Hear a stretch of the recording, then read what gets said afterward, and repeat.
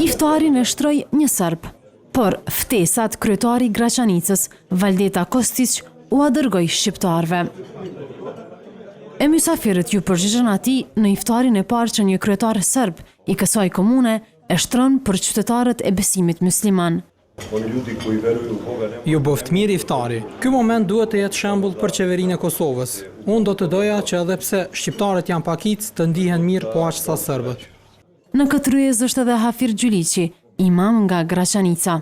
Ky iftari përbashkët e kalon për masat e një iftari, me që në tryezën e iftarit ulen njerëz të besimit në Zotin një pa dallim feje, ndërsa besimi në Zotin të vetmin na bën që Ramazani dhe tryeza e iftarit të krijon ura bashkëpunimi. Edhe vetë qytetarët e Graçanicës e besimtarë të fesë islame janë të bindur se vetë muaji i Ramazanit ka mesazh paqeje. Me të vërtetë është diçka madhështore, qoftë edhe një pikë ujë me pi gjithë së bashku. Ka një domethënie të madhe. Sipas tyre, tryeza të tilla do të ndihmojnë që në mes të komunitetit shumicë shqiptar dhe atij të pakicës serbe të jenë më të mira. Herave të tjera nuk kanë ndodhur një gjë e tillë dhe kjo dukshëm i përmirëson raportet në mes shqiptarëve dhe serbëve.